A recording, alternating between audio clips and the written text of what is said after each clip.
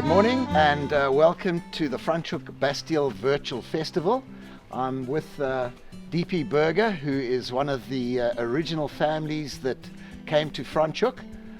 That was in about 1670, round about there, with the Huguenots when they came to the Franschhoek Valley. DP, tell us a little bit about the valley, and I believe that you are a Chardonnay producer, one of the top ones in Franschhoek. Tell me a little bit about that. Nick, I think calling it a top producer is maybe a bit rough, but yeah, Chardonnay does very well in this little valley. As you can see, it's been a bit of a gloomy day, but on a summer's day, this terroir is perfectly for the production of Chardonnay. We do that 3 styles. I'll show you a bit later about that. But yeah, our Chardonnay works well. Excellent. A little bit of interesting folklore in the valley. I believe that your grandfather was one of the last people in the valley to view the elephants. How did that work, and how did that play out? Yeah, Nick, that was not my grandfather. Your great That was my great grandfather. Yes, and that was in 1868. He saw the last elephant and a calf leave Franschhoek Valley, actually quite close to the area where you stay now. The old elephant walkway, as we call it, was visible till about 10 years ago. You could clearly see where they actually left the valley. Tell us a little bit now. We're going up to your view site there. What is that? Yes, we're going up to nature's window up there to enjoy a few of the wines, also some of your bubbly.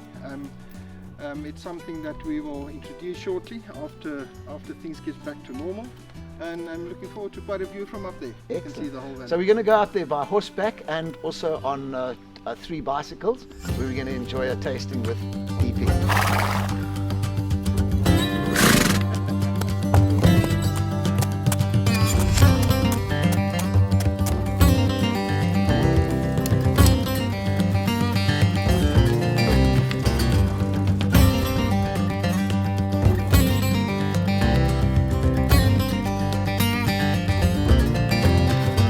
Okay guys, we've just completed that arduous trip up to this wonderful view site with my team members here, Glenwood and Morena Wines.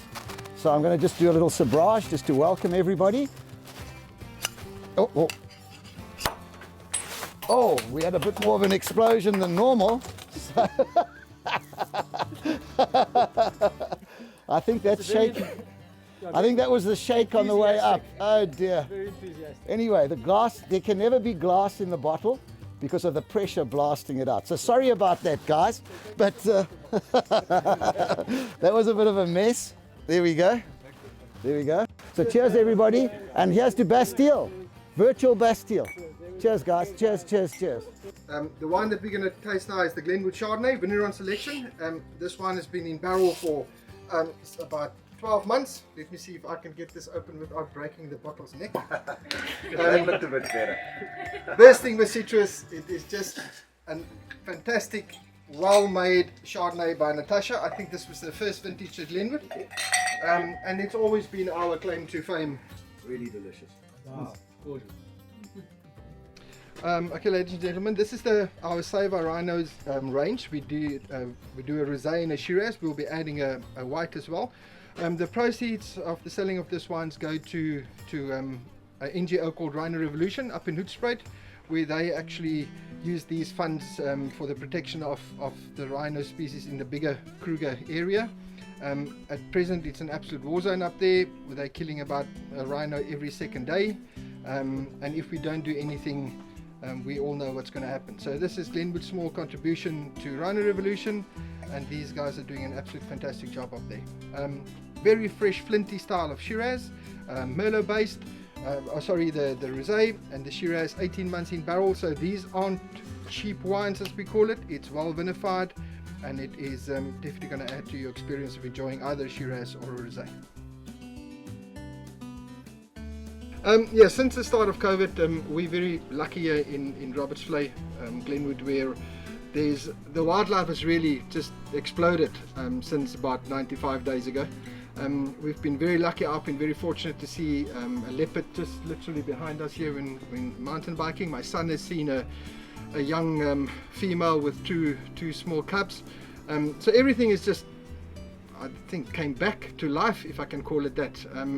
We've got lynx here, we've got a big array of small buck, we've got plenty of baboons, and it's as if nature has just literally woken up.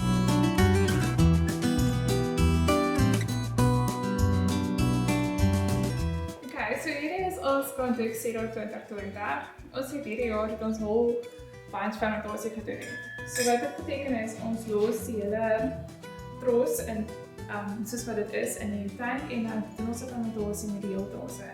So wat dit doen is, dit gee nie meer jou vrugtige geur wat op die neus kom. So hierdie wyn sal dan in die vaat bly vir 24 maande en ons sê dat 50% is Franse hout en dan 50% is Amerikaanse hout. Wat ons dan doen is ons, voordat ons die bottelleers ons die vate meng en dan kry ons 'n kompleksiteit van beide die vate. So Amerikaanse hout is 'n baie sagter hout, so dit baie meer sagte tannine, bietjie meer vanille op die neus, waar jou Franse hout preserveer meer die vrugtige komponente van jou wyn. En op die oomblik kry ons baie vrugtige komponente op die neus, maar jy kry bietjie meer houtintegrasie soos wat dit langer staan in jou.